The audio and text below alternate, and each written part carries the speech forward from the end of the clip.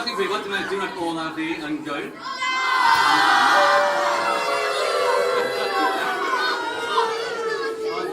Mae'n bod yn pleser i ddysgu pawb yn yr stad yma, iawn. Yn ymwneud â blwyddyn saith, fi'n am pob un o'n chi, iawn. A chi'n gwneud blwyddyn gyntaf fi yn pleser i bob fan hyn, a mae'n bod swydd arbennig o dda, okay? So, diolch yn fawr, fi wedi ysgrifennu can yma i pawb yn gwyr, y staff a'r disgyblion. Gobeithio chi'n gwybod yn barod, mae fe ar YouTube nawr. Okay? So, canwch gyda fi os chi'n gwybod geiriau.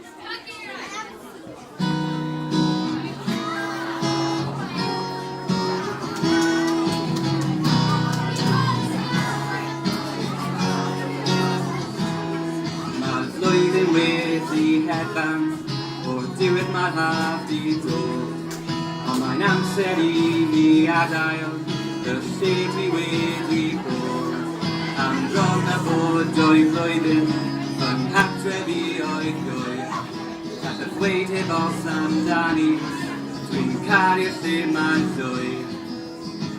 Felly nawr efo disgyblion ni, dwi'n gobeithio cofio chi, y gwersi nid i ddysgu fi eleni. A nawr y fedrif i'r dyfod o beth bynnag yw eich nod, Peidiwch byth anghofio o le chi'n dod. A phan ddaw'r diwrnod cyntaf am brifysgol neu mewn swydd, cofiwch eich ysgol gyfun gwyr. Nawr peidiwch fi galoni, bydd eich gwersi yn parhau. Tyga eich a mathematig a gwyddoniaeth, a cadw i'ch gryfhau.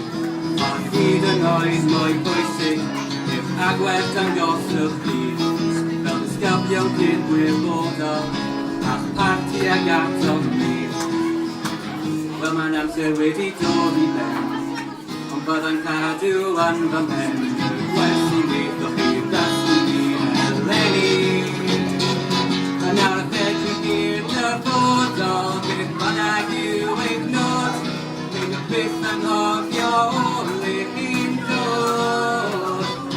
A phan ddaw'r diwrnod cyntaf am brifysgol neu mewn swydd, cofiwch eich ysgol gyfun gwyr. Dim oedd nesol. A nawr i'r dyfodol, beth bynnag yw eich nod, peidiwch byth anghofio o le chi'n dod. A phan ddaw'r diwrnod cyntaf am brifysgol neu mewn swydd, cofiwch eich ysgol eich flynyddoedd ffurfiannol, cofiwch eich amser yma'n